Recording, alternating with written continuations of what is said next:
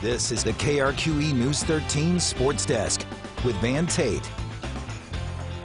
Welcome to the Sports Desk. I'm Jared Chester filling in for Van Tate, and tonight we start with high school athletics as APS announced this week that summer activities can start up on June 29th for fall sports. So this includes volleyball, cross country, soccer, and football, but the restrictions laid out by the governor are still in place.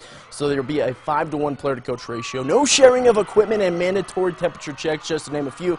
Now, this is just phase one of a three-phase plan to get athletes and coaches together, but as of now, this 5-to-1 ratio and no sharing of equipment is really hindering sports like volleyball, soccer, and football.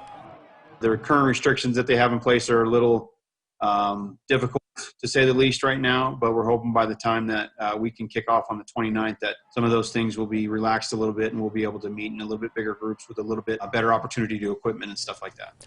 Coach Back is happy to just get his team together, though, because interaction is huge. But as of now, with surrounding states having less restrictions, there have been rumors of out-of-state coaches recruiting New Mexico kids, as well as local players just wanting to leave New Mexico because they feel there's a better chance of playing sports in the fall.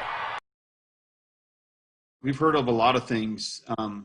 People talking about changing states, which would be a terrible, terrible thing for the state of New Mexico. We have some great athletes here. It would be unfortunate if the restrictions and the rules are so different for our state than they are for the surrounding states, and that we lose the opportunity to work with some of these great kids because of that. I'll have much more with Coach Back tonight in sports, but just a heads up, return to activity dates are different across the states. It's in Rio Rancho. They're planning on a July 6th return, and Santa Fe is June 15th. All right, let's hit the hardwood now as Lobo men's basketball coach Paul Weir spoke to the media today and gave an update on his program. Weir couldn't get in depth on too many subjects today, but he does expect to have next season's schedule done in the coming months as he looks to add one more game like a 9D1 home game. They are still looking for a replacement for assistant coach Jerome Robinson, but he did talk about how hard they are working to get North Carolina transfer Jeremiah Francis eligible for the fall. Going to do everything I can, and obviously with Jeremiah and his family and other people's help as well, to do everything we can to put our best foot forward with the NCAA in their eyes to allow him to play in the fall. That's a process we're kind of in the middle of right now, and whenever we kind of get that information, we'll kind of convey it to you. Coach Weir couldn't talk too much on Santa Fe standout J.B. White, who wants to leave high school early to be a Lobo. White was just ranked as the 100th best player in the class of 2021 by ESPN rankings, but with the departure of Tavian Percy, UNM does have one more open scholarship spot.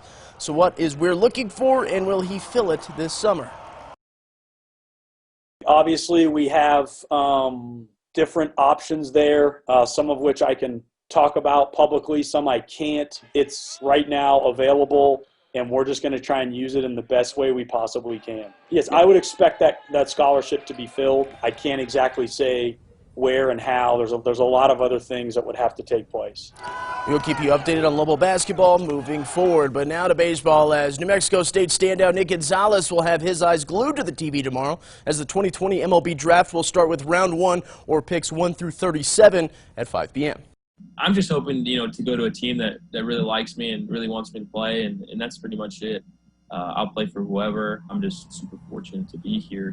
Gonzalez is projected as a first-round draft pick and is slated to go as high as 5th overall in some mock drafts. Once again, round 1 will start at 5 p.m. tomorrow on ESPN as well as MLB Network. All right, sticking with baseball, the Isotopes, a.k.a. the Mariachis, are now finals bound as a late push has got them into the championship round of the greatest Gora competition. Voting on the best cap in minor league baseball started on the 1st, but now down to just 2. The Mariachis will go up against Hillsboro for the title. Voting opens up tomorrow at 7 p.m. for the championship round, with voting ending on Thursday at 1 p.m. Ole. All right, now let's finish with Aztec High School student-athlete Kara Daugherty, who is featured in tonight's edition of The Lost Season.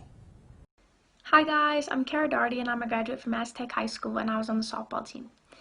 Hearing that our season was canceled was super hard. I've learned to cherish every practice, every game, bus rides, and even team dinners. I think this time has made every single athlete realize how much they love the game. Luckily next year I'll be continuing my softball career at Fort Lewis College in Durango, Colorado, and I'll be studying environmental science. Thank you. All right, and that'll do it for this edition of the Sports Desk. So until next time, good evening, good sports, and good night.